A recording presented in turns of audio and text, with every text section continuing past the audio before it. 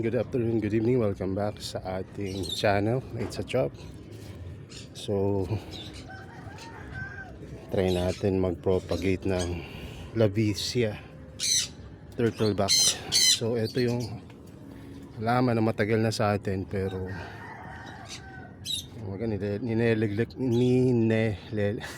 pinapabayaan lang natin. Nabubulol pa ako. Saan ba na napunta yung L ko? But anyway, ito yung ipopropagate natin. May propagation na siya na maliit. Pero hindi ako yung nagpropagate na ito dati. Si Sir Albert Santos. Kasi siya yung nagbigay sa akin na ito. So, naiisip ko, i-propagate na to. Kumbaga, mamardering ko na mula taas hanggang baba. Pero, sabi sa akin ni Macy's, pisahan mo muna dun sa dahon. Kasi nga, pwede rin itong i-propagate through leaf. Parang tingin ko lang. So, walang masyadong video about sa propagation nito. Kaya sabi ko, bakit hindi ko subukan? Total, walang masyadong nagbebenta na ito sa Pilipinas. Ewan ko kung hindi ko lang nakikita yung group nila. Pero sa YouTube, halos isa lang yung may propagation video na nakita ako. Tapos, ayun yung gagaya natin.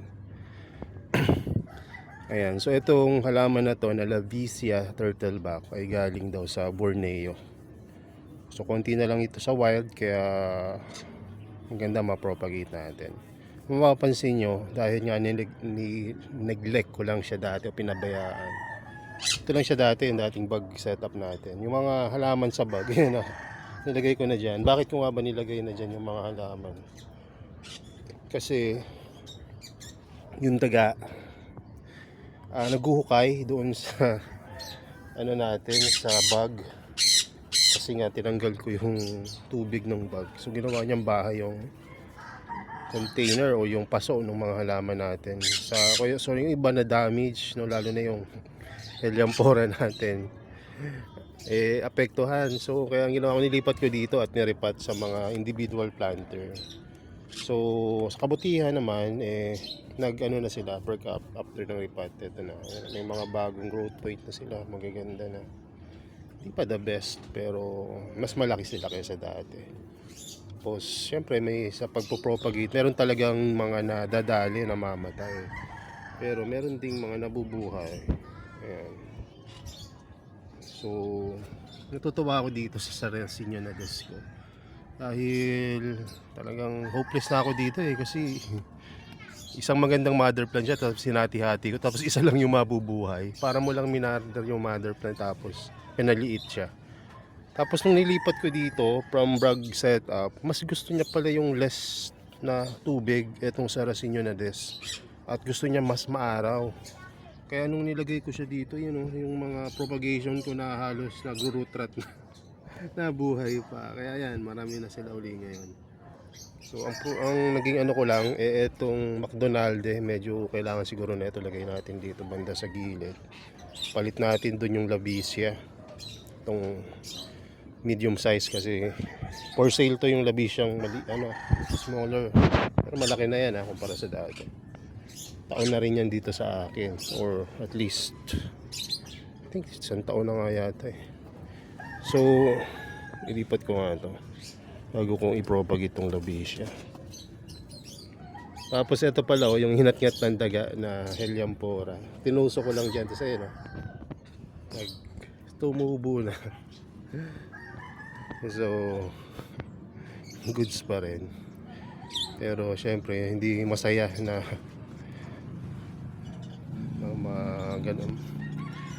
mabugbog yung halaman mo ng daga. So at least buhay pa tong ibang halaman natin. So ilipat natin tong isang Lavicia dito. Tapos ibalik natin tong, ito pala yung Nepenthes. Itong Nepenthes na to, ito yung variegated na ano ba to, Alata. Yeah, Alata Ipugaw. So nung nireplant ko siya, ayan, nag-green siya. Sabi ko, wala ito, hindi ito variegated. Nagkataon lang. Tapos nung na-acclimate siya, ayan, naglabas na ng mga variegated na dahon. Ayan, hindi lang masyadong kita kasi maliwanag pero ayan, dito natin banda. Ayan, Mas kita pala sa liwanag. So obserbahan ko pa siya. Ang maganda niya, nag-picture. So, yung picture niya kahit na nasa, ayun, maaraw na lugar siya. Nagpi-picture siya. So obserbahan natin kung anong itsura ng picture nito pag lumaki. Gusto ko na sanang ibenta, kaya lang wag na. Para meron din tayo. So lagyan natin dyan. Tapos itong Helianthora na to, ilagay naman natin dito.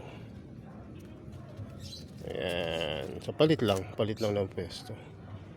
Kasi mapapansin ko hindi siya masyadong okay doon sa lugar na yun. So masyadong natutuyo siya agad. Hindi tulad nung yun nga, Sarracenianades, mas okay siya doon. So ayan, no. So hindi ko na update yung iba. Susunod na, pero maraming update. No, pati yung mga propagation. But anyway, propagate na natin tong si Labicia. Doon sa napanood kong video, nagkuha lang siya ng mga leaf, no? Ayan, kuha lang siya ng leaf, tapos ikakat natin mamaya. So dito natin siya ilagay sa planter ni Seto. Ang ganda na ng Seto. May bumili kanina ng pink. Namili siya kung Seto o Pingicula. Sabi ko, kung sa ganda lang, Seto para sa akin yung maganda. Tapos ayan, may roots na yung lip. Oh. Ay, hindi. Nabunot ko lang pala. Sorry. Marami ka namang roots eh. Pasensya na. So, maganda ang Seto kung sa kulay. Kung sa ano naman, kung sa rarity, I think mas rare si Cyclosecta. Kasi mas marami naghahanap sa akin ng Cyclosecta. Ibig sabihin, wala silang mabila na, ewan ko masyado ng Cyclosecta. So, tinanggalan ko lang to ng leaf, lalo na yung mga leaf na ayan, na damage. So, para gumanda rin yung halaman. So, ititira natin yung lahat ng magagandang leaf niya. Ayan. Ayan. So, kung mapapansin nyo, ayan, ito na yung mga leaf na nakuha natin. Itong Labicia na to, ayan, no, perfect na yung dahon niya. Meron pa bang pangit na dahon? Ayan, okay na itong iba. Ito, ayan. So, damage siya kasi nga, nasa dulo siya. Dito siya, oh. Talagang bahala ka na technique na dun sa dulo. Tapos nahanginan, na arawan ng gusto. Mainit talaga dun sa lugar na yun, as in, literal na mainit. So kaya okay rin na pagandahin na natin siya. Ito palang Labicia, mas gusto niya yung terrarium plant kasi ito eh, ginagamit sa terrarium. So mas gusto niya yung high humidity. Hindi ko alam 'yon. So nakalagay lang siya dito kung saan wala high humidity dito kasi alam niyo naman 'tong lugar natin, third floor tapos mahangin. So nandito yung mga Helianthora ko, sabi ko, pwede na kung dito ko ilalagay. So saan ko naman siya ipopropagate? Kung ipopropagate ko siya based dun sa napanood ko, nilalagay nila to sa microwavable, yung parang sa mga carnivorous plant rin. Itanim nila doon tapos tatakpan. So pwede ko rin gawin yon. Kaya lang, alam nyo, mas gusto ko kasi yung propagation na hindi masyadong, alam nyo yun, komplikado para sa akin. Kasi kung ulitin ko to ng paulit-ulit, no, mas gusto ko yung nagagawa ko siya ng mabilisan. Kasi syempre hindi ng paghahalaman yung ginagawa natin. No, so gawin na natin yan. So kung gusto nyo mas mataas yung chance, no, ang ginagawa nila is sterilize nila ng yung halaman. So ako, hugasan ko na lang to. Tapos tsaka ko siya hatiin sa baba. Tapos itanim natin. No, may mga propagation ako dito ng plants tulad na itong mga halaman to. Drosera. Bigay sa akin to nung bigay sa akin to nung Killer in the Bag, no. Bumili ako ng mga Helianthora before. So binigyan rin niya ako ng ibang carnivorous plant to. Eh yun, medyo okay na. But anyway, dito ko na siya i-propagate dyan, pati doon. So mas maganda siguro nga to sa microwavable kasi makokontrol mo yung, alam niyo yun, makokontrol niyo yung humidity. Ang problema ko lang kaya parang umurong ako dun sa microwavable. Kasi kung dito ko ilalagay sa taas, subok ko na kapag nasa microwavable, umiinit talaga sila ng gusto. Kasi ano eh, lugar natin talaga ay mainit. Tapos ilalagay mo pa siya sa microwavable. So parang binake mo na yung halaman. So minsan nabubuhay, kaya na pag nilabas mo na, mamatay na sila kasi magbabago. Minsan kahit na i-acclimate mo, ganun pa rin nangyayari. Iba yun yung panahon ngayon eh. Biglang init, tapos dry pa. So tegi. So ang gagawin natin, para mas mataas yung chance na itong mabuhay itong mga ito,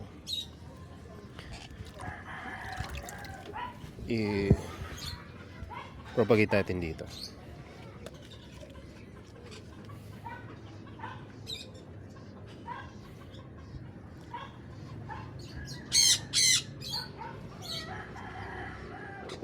So ayan, ganyan na pagtatanim niya.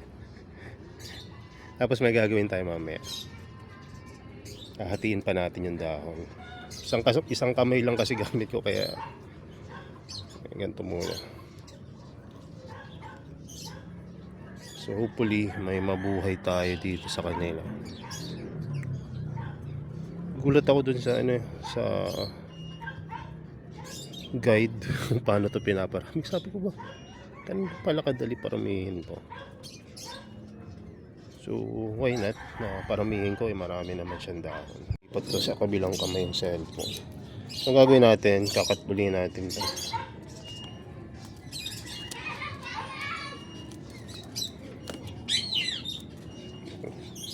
So basta ikakat natin ng ganito. So hindi ko na ipapakita sa inyo ng isa-isa kasi ang hirap kumilos pag hindi free yung isang kamay mo. Tatry natin kung kaya natin i-video lang. Ayan, nakagawa tayo ng paraan. Paano natin siya mabibidyohan. So ganito lang. Cut natin ng ganyan.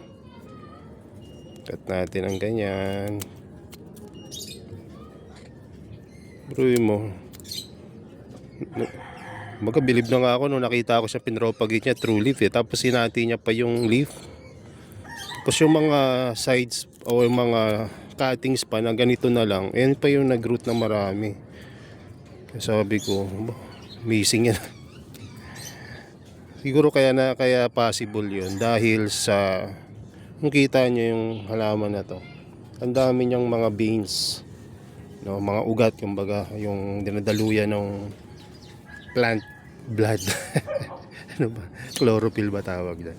So, ayan, itatanim na natin ha. Pwede natin tong lagyan pala ng rooting powder. Meron akong extra dito na rooting powder. Hindi natin singutin yan, baka marot sa ilong natin. So, ayan. Lagyan natin ng root. Tapos, eto rin yung side na to. Alam nyo kung bakit? Tinatanim nila to ng pag ganito. Kumbaga, pati yung kabilang side, may chance na mag-root. Ayan.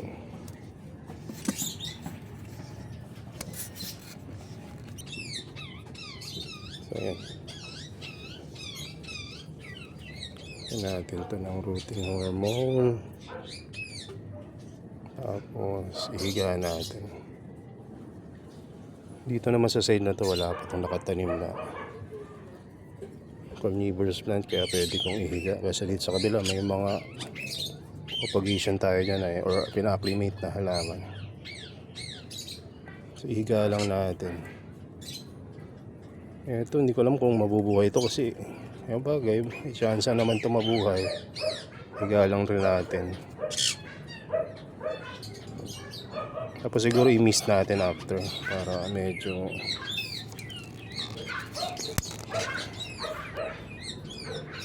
itong maliit, hindi ko na kakat, kawawa naman. Tanim lang natin siya. Kung hindi pa dumating yung time na napanood ko yung video na yon at wala akong masyadong gawa ngayon, hindi ko pa ito magagawa na i-propagate. Biro nyo, napakadali lang palang i-propagate. Tapos hindi ko pa masasacrifice yung mother plant. Kanina gusto ko nang isakripisyo. Paakyat na ako, hinintay ko lang talaga dumating yung wife ko. At sabi niya, alam mo ang gawin mo, leap na lang. Kasi, yun nga, malaki na yung halaman. Kung magiging failure man yung propagation na ito, at least may mother plant pa tayo, diba? So tama-tama yung sinabi niya. Once na tumubo to at maging plant, no, ayun na lang yung i-propagate natin through cuttings. Pero yung mother plant, huwag na siguro natin i-propagate na cuttings unless marami na tayong mother plant. So ayan, rooting hormone, hindi ito ginawa sa video kaya hindi ko alam kung mapapabuti o mapapasama itong ginawa natin. Ang ginawa kasi nila, nilagyan lang nila nung liquid na pampa-sterilize. So inisip ko, ba't ko pa i-sterilize kung nasa lugar naman ako na puno ng mga banta ng mga masasamang elemento, diba? Kumbaga patibayan na lang ang labanan pagka ganun. Kung mabubuhay, mabubuhay. Kung hindi, hindi.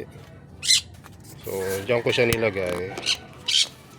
Siguro mas maganda to kung nilagay ko sa ilalim, pero yan natin, may shade naman dito sa lugar na pinaglagyan natin.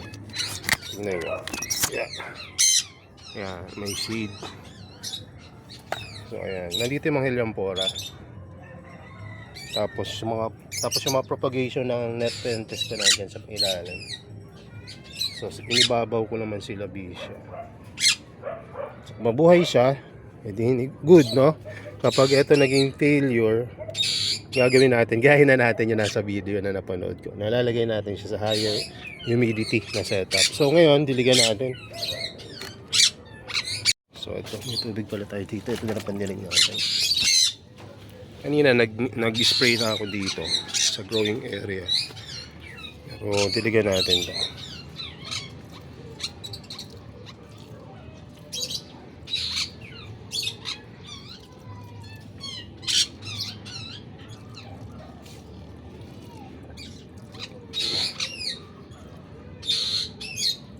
So after madiligan,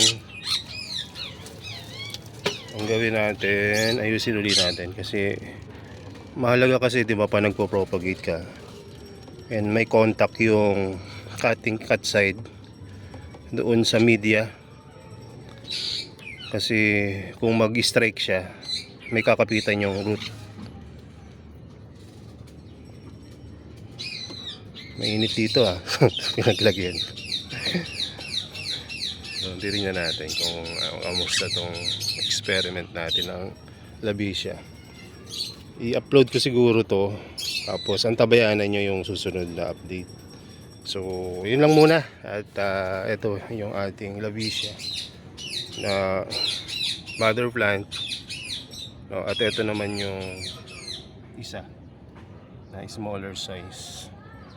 So kapag ito nag-strike at mabagal yung paglaki, lalagay ko siya sa yung kalahati na magiging successful. Kung meron man, no, ay ilalagay natin sa higher humidity. Tingnan natin kung mas mabilis lumaki. Sa ngayon kasi hindi ko magawa kasi ayokong i-sacrifice yung kumbaga buhay na state na ng halaman tapos lalagay ko sa ibang condition, baka mas mapasama kaysa mapabuti. Kumbaga kung walang problema, wag mo nang lagyan ng pwedeng maging dahilan. So yun lang muna, at marami kasing pwedeng i-update dito sa growing area, at ayun ang gusto kong gawa ng iba pang mga video. Yun lang muna, God bless, at happy holidays sa lahat. Ayan. Bye bye.